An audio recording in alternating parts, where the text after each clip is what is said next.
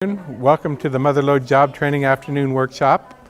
We're going to talk a little bit about what Motherlode Job Training is and does in the community, and some of the services that we have to offer businesses, including recruitment services and on-the-job training. Motherlode Job Training has been in the community since 1998. We're funded through the federal government. We're a federal workforce program that delivers services locally in Amador, Calaveras, Mariposa, and Tuolumne counties. Again, we're going to talk about Motherlode Job Training and Business Services and the Motherlode Workforce Board.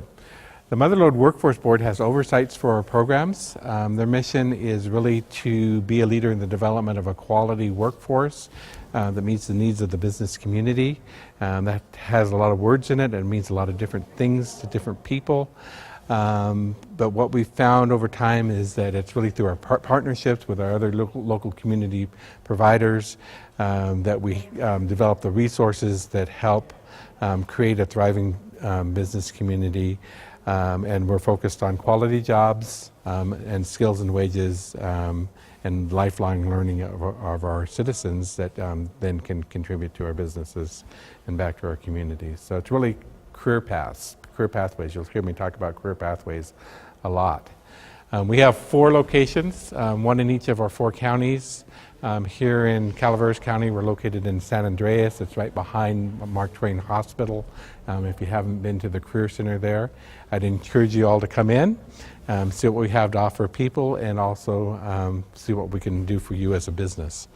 We're also located in Sonora, in Mariposa, and in Sutter Creek. We've got a range of services that we offer job seekers, and both job seekers and businesses.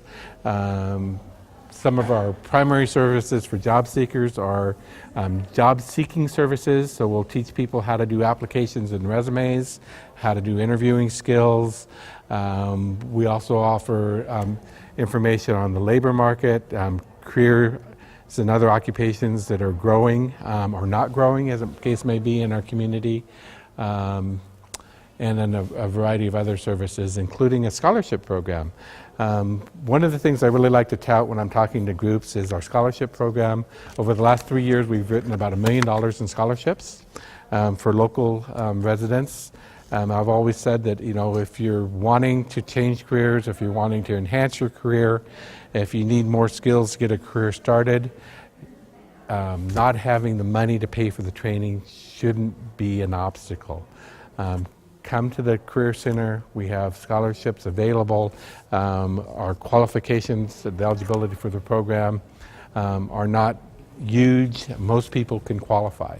So come talk to us, and if we can't qualify you for one of our scholarships, there's a whole lot of other scholarship resources out there that we can help you find funding for training for. In terms of our business services, we're going to focus on 2 today. We're going to talk about on-the-job training, and we're going to talk about recruitment. 2 of the most critical things that businesses can do is recruit people and train them into their new positions. So we're here to help you do that. Just a little bit about Motherlode Job Training. We see about 5,000 people a year. You can see that our traffic has actually been going down through our centers for the last 3 or 4 years. We kind of hit a peak in 2008, 2009 with the Great Recession. Unemployment was up at that time. Now it's down to about 5.5% across our 4 counties. So traffic has also gone down in conjunction with fewer people seeking work. This last quarter we saw 880 unique people. The interesting thing is people usually come back 3 or 4 times for services, so when you think about traffic through all of our centers, you usually multiply that by 3 or 4 and you come close to the number of people we actually see in a year. In terms of our scholarships and on-the-job training, we wrote $312,000 in scholarships and on-the-job training contracts for employers last year, about $300,000 the year before, and this year in the first quarter we've done $158,000. So by the end of this year we're going to be close to $1 million in scholarships and on-the-job training over the 3-year period. Performance is big in public programs as well as in the private sector. We track numbers. So for people coming through our program, we track who enters employment, who's retained in employment 6 months later, in the second and third quarters after they leave our programs, and what their average earnings were for the first 6 months of their new job. The first 2 full quarters of their new job, the second and third quarter after exit. And you can see those numbers there. Traditionally, we've met or exceeded all of our federal performance expectations over the last 5 years. So we've been doing pretty strong work in those areas. We look at customer satisfaction. We're running around 93% last year. This is over the full year. We do a quarterly survey, one survey for each of the 4 quarters, and then we compile those into this information. Current year goals, we have new federal legislation that we're implementing. It's the Workforce Innovation and Opportunity Act. It replaces the Workforce Investment Act, which was passed back in 1998. 98, yeah, 98. Wow, time flies. I was just doing that transition yesterday. Before then, we had the Job Training Partnership Act. That was passed in 1982. Before then, it was the Comprehensive Employment and Training Act in 1962 under President Johnson. Before that, it was the Manpower Act. It goes all the way back to the Civilian Conservation Corps under President Roosevelt. This nation has a long history of workforce legislation. It changes every 10 or 15 years. We got new legislation last year. So the changes that were implemented in this new legislation are more nuanced. And so it's really just minor tweaks to the program, changing our focus a little bit to provide more business services, and also to provide more training services than we've historically done. We're currently working with businesses and partners to identify the emerging primary skill needs for our workforce. The idea behind this legislation is that we would take a group of businesses that have like needs in terms of skills workers. We'd then work with the Department of Education and the community colleges to put together training programs that would create a pipeline of workers for those businesses. So here in the 4-county area, hospitality is a huge industry. It's got a wide range of occupations and skill needs. So we're looking at the hospitality industry. We're looking at health medical. We've got aging demographics that are working for us in terms of people needing more medical care, have more medical needs. You know, aging population, that's what does it for folks. And also, it's kind of interesting is that we've got the regional, Sonora Regional Medical Center up here with all the supporting hospitals and businesses and techs and labs and whatnot. We've got Mark Twain Hospital here in Calaveras. We've got Sutter Creek in Amador. And we've got the hospital in Mariposa also. So we've got a collection of 4 regional hospitals, and we've got medical tourism going on. People actually coming into the States and coming into this area to have their medical procedures taken care of, and so we have the opportunity to build that aspect of our community. We've got emerging tech sector. We've got lots of little tech industries that are high tech, and so lots of high tech needs. And fire is also big up here, with the fires. Of course, we know fire is big up here.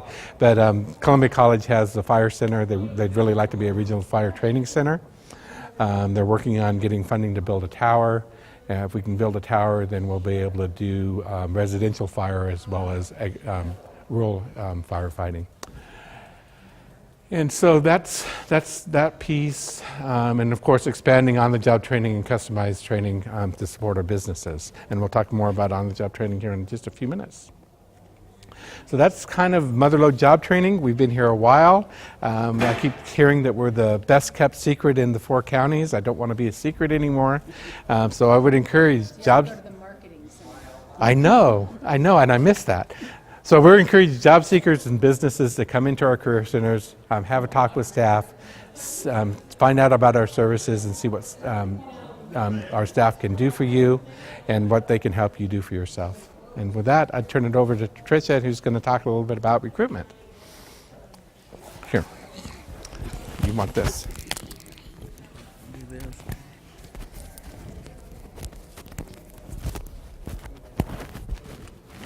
don't think I have any pockets. So is this really going to be hands-on stuff that could have helped us? Yes. Okay. This- Because we were yes, like, yeah, we I- didn't come here for the history lesson. Yeah. We're gonna go Yeah, no. Okay. The history lesson was marketing, sorry. Sorry, I was like, this is. Yeah, this is going to be much more interactive. Okay.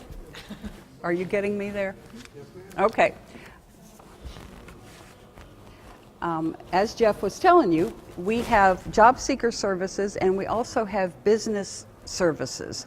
So in addition to helping the person who's seeking a job, we help businesses with their employee aspects. And the two main things that we're going to talk about today are the recruitment process and the on-the-job training. Business owners will always say that business would be fun if it weren't for the employees and the customers. Unfortunately, both of those are what make your business what it is. We can't help much with the customer service aspect of it. You went for the marketing seminar and the customer service seminar, but we can help you with the employees.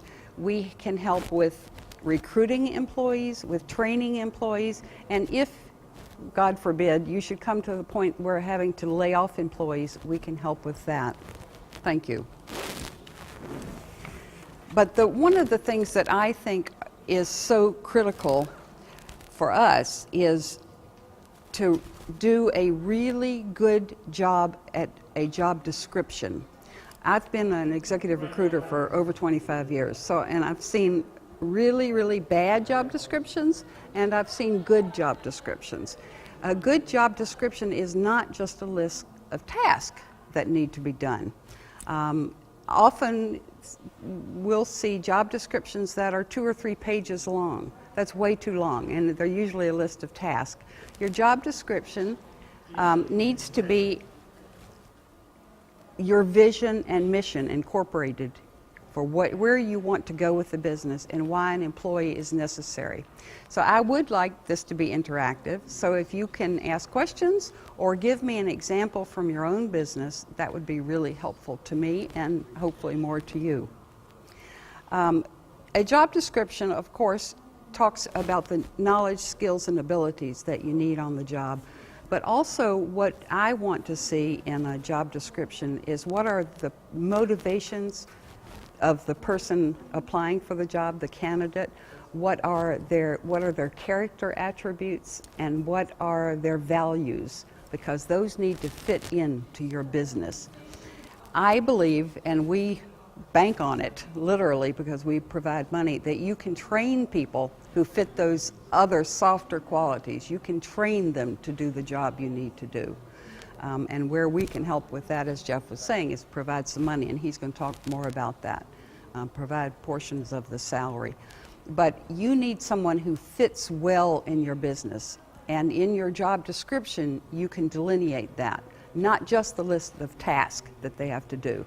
That can be in some other place. Once they've really come on or you've gotten closer to hiring them, then you can talk about the tasks that need to be done. But this is the overall job that needs to be done. What your need is or what challenge you're facing that you need to bring on this person. That's what need. Often when I teach a resume class, for instance, or an interviewing class, I'll talk about the major thing an employee wants to know is, are you the person that can deal with my issues? You know, can you take care? Can you help me? And it really is a partnership. You want to bring on someone who you'll feel is part of your team. The essential functions of the job have become more important since the ADA came about in the early 1900s. So, 1900s? No, I don't think so. 1990s. But so you do want to list in your job description what are the essential functions of the job for the Americans with Disability Act requirements. But okay, so both of our businesses are highly physical. So how do you phrase things so that you don't get in trouble, but you are also delineating, you know, people's capabilities? Like, special accommodation to sit down on the job doesn't really, what we're doing is very physical. Can you? Oh, no, you can state the physical requirements, absolutely. Okay. Those are essential functions, right, okay. Yes. And you can say, well, but you have to rearrange your business to meet my disability? If they're qualified in all other aspects and can do the job with certain reasonable accommodations, yes. Yeah, and that's another whole subject that I don't want to get off on, but we'd be happy to consult with you or to refer you to a specialist in the ADA if that's of particular concern to you. And that's one of the services that we offer. We may not be experts in everything about employee relations or employment law, but we can refer you to people who are. Okay, good. Another really important thing of a good job description is that it helps with your whole performance management. So in many companies, many small businesses don't even do employee evaluations on every 6 month or an annual basis. But that's really critical to helping the employee grow, to giving them challenges, and to make it really clear to your employees what their role is. In the job description, you make it very clear what your role is, so they don't have, there aren't nuances, there isn't anxiety about, am I doing what I should be doing? Should I be doing more? You're making it very clear in the job description, and then you can go back 6 months later or a year later and talk to them about how they met those expectations. And hopefully their expectations of their own performance are going to meet your expectations of their performance. It's also a really good tool, the job description, for how much you're going to pay someone. Really, you pay your employees based on their value to your business.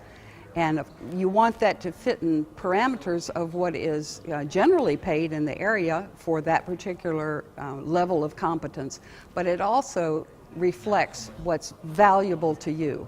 And I see a lot of companies, particularly in our rural area, that don't pay according to value.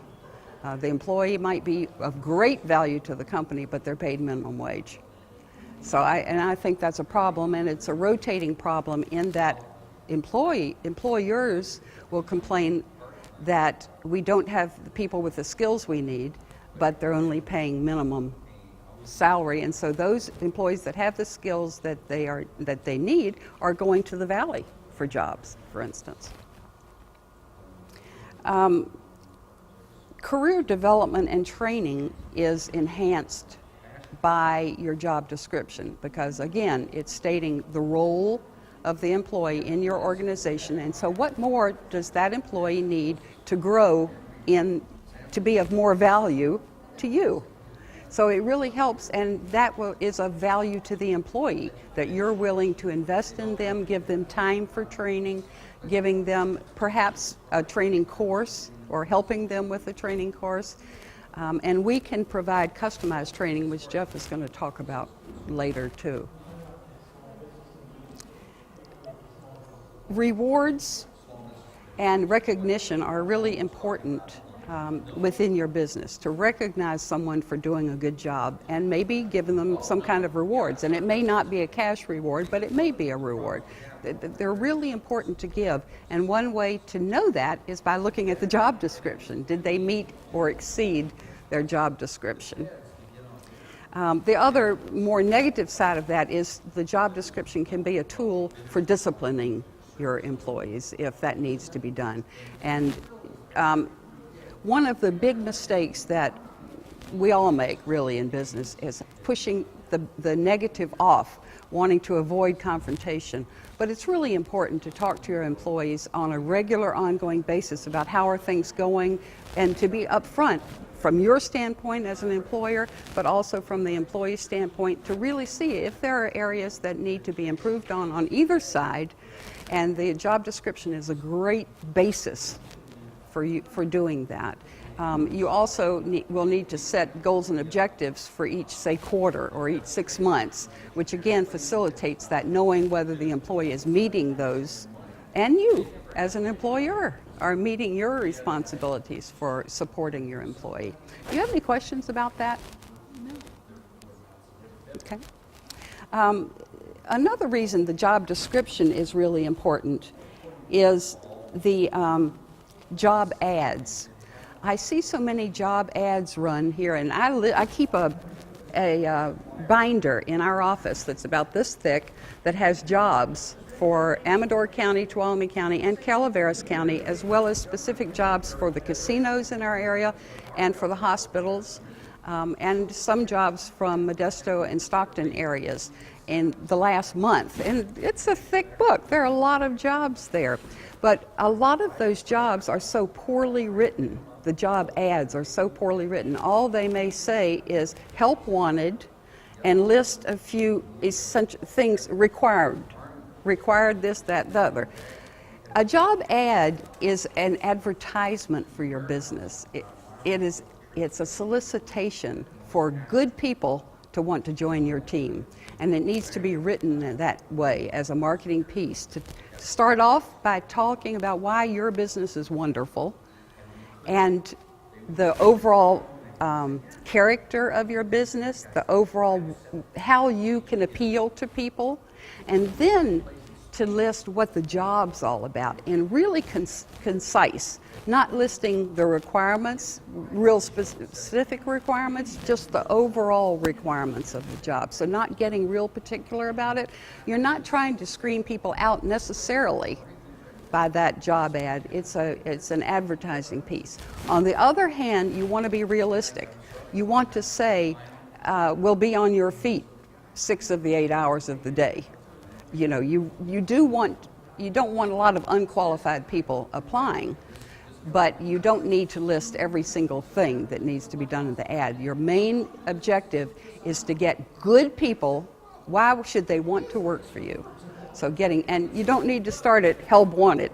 You need to start it by something that will catch their eye. And again, I'd be happy to confer with you on a more personal basis about ads if you'd like to do it. But do you have any questions about that piece of it? Okay. Okay. Yes, I'm getting. Next one is CalJobs. We have. We used to. We still have our own website, but we have transitioned our job seeking and business services website to the CalJobs website, and it's a website that's set up by EDD that has both job seeker functions on it and business services functions. So you would set up an account on CalJobs just like you would on any other website with a username and password, and then you can list your job. This will just give you an idea of what that would look like. You list the job on the CalJobs website, and that job goes out all over the state if you want it to. You can control where it goes. You can keep it to one county. You can keep it to the Motherlode Consortium, as it's called, of these 4 counties. And you can list that job so that you can really control who applies for it. And you can control how they apply. They can apply for the job through the website, and then you'd go to the website periodically to see who's applied for it. Or you can have them email you, or you can have them, some agencies particularly, or organizations want people to bring in their application because they want to see them first. So it's a wonderful way for you to screen your employees or future employees. It says important to spend more time up front listing the job order. Yes. What does that mean? That means the job description. Description, not order. Yes, a job order is a help wanted ad, is what job order means. Yeah, it doesn't have anything to do with order. I just No. don't see on this screen, this is a thing that I always have with these state websites, that a word is there that's nowhere on the screen. So I don't see on that screen something that says job order. I see job title, job occupation, See, job list your job order at the very top there. Well, I do see that there. Yeah, and Okay. there is a But on the website. on the it doesn't say website job you will see that on the It'll say website. list your job order? Yes, once you've set up an account, Okay. there will be a job order. Create a job order. Okay. I know. I Well, just deal with stuff with the state all the time, and it says, press this, and it's like, but that's nowhere on no, the I website. agree with you. Yeah. So I'm like, okay, what is One the of the job problems can be using different words for the same thing. Exactly. I know. And I took this out of order because rather just to save some steps, I just wanted to give you an idea that you can list your job on the website. If you haven't used CalJobs before, we'd actually really encourage you to come in and work with our staff to get Because your it's such a user-friendly website. Well, you know, any website's difficult, and Yeah. this is actually a very complex tool. Yeah. It's a very sophisticated tool, so there is a learning curve involved. Yeah. And if you want to get the most out of it, I would encourage you to come in and get some training on how to best use this to support yourself. One, it'll reduce your level of frustration because somebody will show you how to navigate. And two, you probably get some good hints on how to use it more effectively. Right. To support your business. We have many, many businesses who, that's all they do is list jobs on there, and then the people apply. But it had, and this is one reason I wanted to show you this screen. One capability is you can go onto the website and look at the job that you're applying here, doing is the field service technician heavy equipment. So you can go to that particular job, it'll list all the jobs that you've put on there. You click on this job and you can see who's applied for it, all the people, and it'll tell you according to their skills and what the skills that you've said are important for the job. It shows what percentage that how closely they match the job, what their education is, what they have described as their desired salary, and you can rank them. This is how well do they measure up. That goes into more detail about how they match your job order. But then you can click on this and get their resume, and you can do all kinds of things with them that would be better if you came in and talked to me to go through it. But that's just one of the tools that is available to you. You can look for applicants by putting in keywords of the skills you need, for instance, and you can narrow it down to them living in certain areas. Now, this particular website is more based on skills and things like that, right? These core values and things you talk Right. about up front. You can't- No, it doesn't do that. That's going to be up to you in your interview. And I could offer a whole new website on, a whole new workshop on interviews. Can you put, when you do that job description, does it kind of limit you? I know I need to kind of just ask, does it limit you to what you can say, or can you put those core values in that job description? Oh, absolutely. No, you can. It can be as long as you want it to be. Yes, and in fact, I would encourage you to do that. I think the core values are essential. And when you interview the candidates, it's really important to dig for those. Because if they don't match up, they can have all the skills and abilities you'd ever want, but if those don't match up, you're going to be in trouble. And they are your face, the face of your business to your clients and customers. So that's why I was saying it's so critical to hire the right people.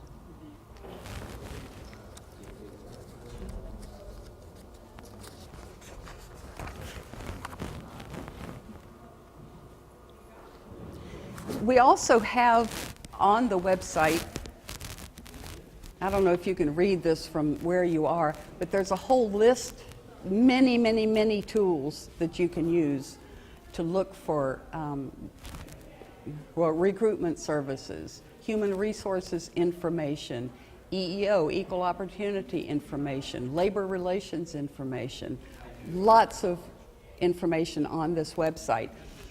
One is the Learning Center, which will walk you through how to use a lot of the tools. And so if you chose not to come into our center, or even a phone call sometimes, I can help people through the website with just a phone call too. But the Learning Center has short videos that will talk about, for instance, how to enter a job order.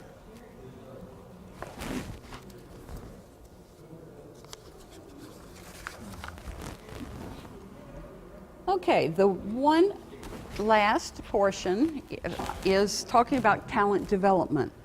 It's really important to bring in the right people with the core values and the right attitude and the right character, and to have them then trained properly. So I'm going to turn it back over to Jeff who's going to talk about on-the-job training and where we can help you with that, and also work experience and how we can help financially with bringing those people on.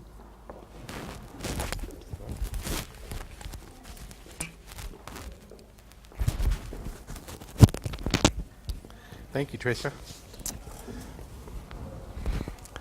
So one of the services that we have to offer to businesses is our on-the-job training program, and this is usually of pretty big interest to folks. What this program is basically help in paying for the cost of training up an employee, which we know training somebody is not only low productivity from the new employee that you've just hired, but it's also low productivity for whoever's doing the training of that employee, because it takes their focus away from being productive to training somebody to do a job. So we have a program in place that allows the business to hire the candidate that they select. And if that candidate is eligible for our program, it's a federal program, if they meet the eligibility requirements, then we can write an on-the-job training plan in conjunction with the business that would be a training plan of how that business would train that employee up to do that job that they're being hired to do. So when we do an on-the-job training contract, usually you're looking at somebody that has the character and the attributes that you think really fit your business and really support that employee representing your business in the community and with your customers. We know that finding the right fit, especially for a small business, is probably even a bigger consideration than the skills that person comes from.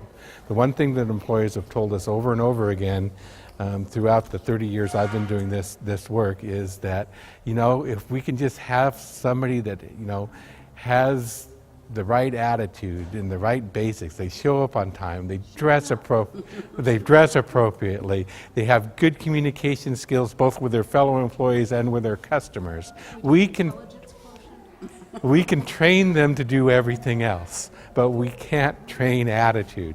People come with attitudes and we don't have time to deal with it. Either they fit or they don't. So the nice thing about this program is the business gets to choose their employee. We're not sending you somebody and say, you got to make this person work. We're letting you choose the person that you want to be on your team, and we're going to then help you cover the costs of getting that person trained up to do the job that you want them to do. So generally, when you're looking at on-the-job training, you're looking at somebody, providing some coaching and mentoring to that employee. There may be some book learning. They have to go read a book on their own. There may be a class that you'll send them to, but for the most part, it's taking somebody by the hand, showing them how you want the job done, and then coaching them as they're doing that job until they get better and better at it, and until they're finally up to the speed you want them to be at. So this type of training is good for jobs that are highly repetitive in nature. It's also good for jobs that are really technical in nature, where you're training somebody how to do something that's really really technical. So we've written on-the-job training contracts for everything from kitchen help. Being a chef or a sous chef, all the way up to CAD/CAM, to accounting, and to some fairly highly technical occupations. Can I ask a question? Sure, absolutely. So if you were to sign up for this, the contract gets done, you work with this employee X amount of time, and they just aren't getting it. Okay. They just seem to not be able to figure it out. Right. What happens? Well, just like any normal employee after their probationary period, during their probationary period, if they're just not getting it, you let them go. And then And no the company penalties. doesn't owe you money for helping pay No, that?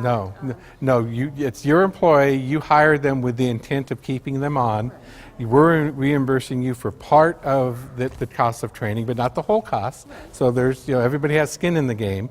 You're not going to bring on somebody that you don't want to make an investment in.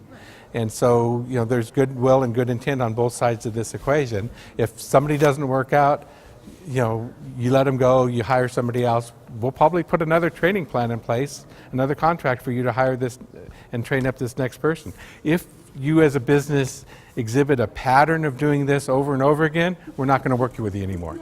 Eventually we'll get tired of one another. Right, no, I understand that. I just am like, Yeah. okay, we've all invested this much. We've all invested, but and sometimes a hard decision has to be made. Sometimes people just don't get it. But again, usually, when you do an interview, you're kind of making a snap decision. I mean, you've talked to somebody maybe a couple hours, usually less than that, frankly, by the time you go, and you're saying, okay, I'm going to invest money in you. We're going to bring you in. So usually, that first couple of weeks on the job, you get to know them a lot better. You get a real good sense of whether or not you think they're going to be successful. After the first 2 weeks, you might be reluctant to pull the trigger. You're going to give them another few weeks, and finally you're going to say, this just isn't working. And then you're going to move on, and we'll go back through the process. But that's a whole lot of time and energy wasted. No, absolutely, and we trust you not to do it on purpose. There's just too much time and energy. No, we're not giving you enough money to waste your time. Usually we're reimbursing 50 to 90% of the wage during training. Okay, and the way we come up with the training period is we do an assessment of the individual. You have a nice detailed job description so that we can compare the two skill sets, and then we sit down and say, okay, this looks like it's the gap. This looks like the skills gap. And we'll write a training plan around how to address that skills gap. The employer will modify that and sign off on it, based on how you want to train as well as what you want to train to. And the new employee will sign off on it, and Motherlode Job Training will sign off on it. And then we'll have a contract, and then we'll reimburse, like I said, 50 to 90% of the training wage, the hours that go into that, fulfilling that training plan, until it's successful. And when it is finished and it is a success, we hope that you'll retain that employee, and that eventually your business will grow enough that you'll come back and say, hey, we want to do it again. Because that's a success for us. We've been working on developing this program for the last 3 years. We've written about 25 on-the-job training contracts at this point. We wrote 14 the first year. I think we wrote 7 last year, and we've done 3 this year. So. And can you tell me how many of those have been successful and have ended up in? As a matter of fact, the vast majority have been successful. There's a few that have blown up for various reasons, because that happens. But if you talk to Mark Borken, the glass doctor, he came to us a few years ago and we did an OJT with him. He came back fairly recently and said, let's do it again. I'm ready for another one now. And so we're just helping him, or we just helped him hire another person and put another OJT in place. We've worked with Blue Mountain Mineral. That one didn't work out so well because we had some safety issues that the new employee wasn't getting, and we finally had to say this isn't going to work. That was hard to do.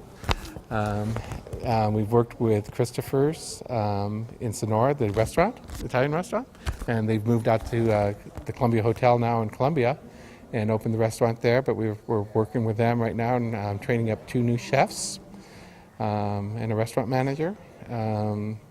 Like for that, do they do some stuff through Columbia College, taking some of the classes there? As part of that? We didn't. These were actually, the 2 chefs that they hired were actually experienced, but they weren't experienced in the menu that they were trying to deliver. So we actually paid for some training to help them train them up that crew on that particular menu.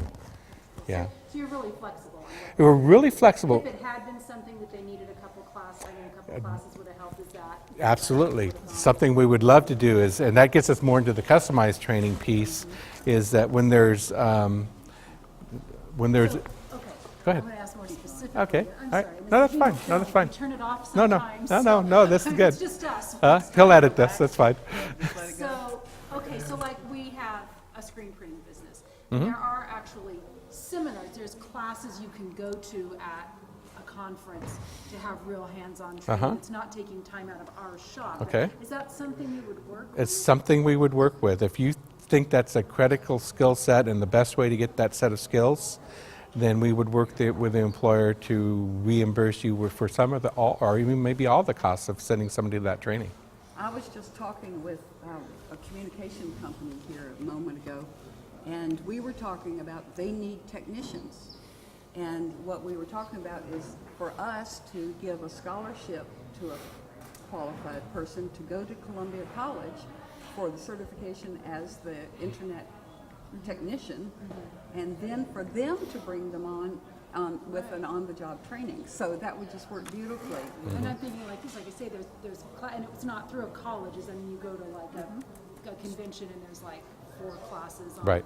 this or that. Right. It's like, wow, if you could just send someone there, because it's everything crammed in, whereas when you're working and you're trying to get jobs out quality, I mean, you just don't have time to say, let's just stop all operations and teach Right. you everything from the ground up, because not a lot of people know how to screen it. So, you know, it's hard to just do that. But if you offer help with that, that's fabulous. Yeah. They can come back with information you didn't have.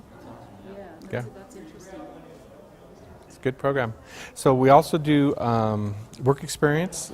Work experience is generally, we do a lot of youth work experience. I want to ask you questions on this already, Okay. and I'm sorry, like I said, it's That's just right. us, so we're not really taking any. No, that's fine. No, However no, this yeah, yeah. goes. It's Okay, good. So, question for this, I'm on COSD school board, Okay. and one of the conversations we just started having, we used to offer that work experience class where you got credit at the high school for your job, so on and so forth. That's gone away, and you know that funding is why so many of these things go away. And Right. we're talking about wanting to bring this Yep. back. Yep. You don't have to stick to your written thing there. What can you tell me? Can we work together to bring this I back? can tell you that one of the nuanced changes in my new legislation is moving from a expenditure performance requirement of spending 30% of my money on out-of-school youth to spending 75% of my money on out-of-school youth. Out of school youth, so like dropouts? So dropouts are people that have graduated, if I catch them between graduation and going on to post-secondary. So what that means is So that, you can't do it for kids, okay, I'm just asking, What you that- can't do it for kids who are enrolled in that's school. right. So Okay. what that means is that in order to make this transition, I have to basically focus entirely on out-of-school youth because my staff still want to do in-school youth. So I do. So we need to focus entirely on out-of-school youth to actually even make this transition. So what it means is that even though we're a partner. School youth, isn't that a sweet way of saying it? Well, it is. Yeah, because there's two different populations. And, you know, I was having this conversation at lunch. You know, the graduation rate here in Calaveras is 85%. I mean, you guys have great high schools. Really, they're fabulous. They really are. And you've got, you know, good ROP classes and good connections to help move kids on through. You've got 70% of your kids that are going on to post-secondary. I mean, I think it's 20% to four-year schools and 50% to other post-secondary training. So we're doing really good here in terms of moving kids through. But there's still a group of kids that could really benefit from that hands-on earn and learn model. And so that is probably one of the biggest challenges we have ahead of us, you know, is I'm looking at rolling out this new program, is how do we expand that earn and learn piece. Okay, so are you, I'm getting word, are you in touch with, are you familiar with and talk often with the like alternative high school principals and things? Because they are going to be your direct link to the kids who stop coming to school. Yes, And yeah. so you do talk, Yes, communicate with them a lot, absolutely, and yes. then they can say, hey, if this kid is contactable, because that population is always very difficult. They're so to mobile, contact. right. But they are able to say, we haven't seen this kid at school Right. for 3 weeks now, maybe you can help. Right. And you are really working with that. We are working with them. Thank you. Yeah. Thank you. That's not to say our linkages can't be stronger, because they can be. And you know, and you just hit it right on the nail on the head. The difficult with that population is, you know, it's the dropout population especially, is that they're so mobile. And a lot of them, you know, are basically homeless. They're couch surfing. They're couch surfing. You know, The home they've moved out of disconnects their cell service. Right. So then they don't have And, a cell number. and so, getting that population reattached before they're 25 and finally come back to us and say, you know what, I'm just tired of this, minimum wage grind. I want to do something else. Do you go to the schools, to the alternative schools, before they drop out? Yes. And try to make strong connections? Yes. Say, keep this card. If something Yes. changes in your Yeah, life. our counselors are regularly out in the alternative schools talking about career pathways. I'm concerned about this. No, and this is exactly the population we need to be concerned about, because this is our most highly at risk population. Right. One thing we know about education is that the more education you have, the less likely you are to need public assistance, the less likely you are to be incarcerated, less likely you are to do all kinds of things that just don't contribute well to the economy. So education is a great investment, both in the short term and in the long term. So, yeah. Okay, I'm sorry, I took you off your. No. I was talking about work experience. Yeah, and so we are still doing work experience. What Our I in-school population. You what have I'm- nothing to offer, no funding to offer to help our in-school population start. I have 25% of my money that I can offer to in-school population. Okay, so which We'll work with anyone. yeah, well, so it's not a lot. It's not a lot. I have to tell you, 25% of my money is enough for maybe 2 work experience slots here in Calaveras. Okay, So, I mean, it's something, but it's not a lot. do you have those filled? I've got my quota of in-school youth for this year. Okay, Yeah, because we carried them in for last year. Okay. Because I'm trying to, like I said, I'm trying to turn the direction of this program. So we carried in a bunch of in-school youth that we're finishing out, and so I told staff that if we can hit our out-of-school youth enrollment quota by January, I'm willing to consider opening up the door for some more in-school youth. So that was their incentive, because they really, they have kids in the wings that they've been grooming for years, that they really want to enroll and do the next thing with. Yeah. So anyway, work experience is great. The customized training piece is really that piece that we just talked about. It's the piece where we'll pay for a class to help get somebody up to speed, whether it be connected with an on-the-job training or not. We can work with an employer, and well, so what if we already had an employee? I mean, Yes. who's working for us and stuff already, but we'd like them to get trained more. So It doesn't have to be someone that has come through the job training your way, or they don't have to already be enrolled Right. with you for that to happen. Right. So the board's considering a policy at their next meeting on the 19th, November 19th, that will put in place what we're calling a transitional worker program. And this is designed to do work experience, on-the-job training, or customized training for the employer's incumbent workforce, people they've already have hired and already have on payroll. The idea here is that by providing more skills and more training, we'll add value to that employee and add value to the business, so that eventually the business will reward that employee with a pay raise that will move them closer to what we call a self-sufficiency wage, family wage jobs. Someone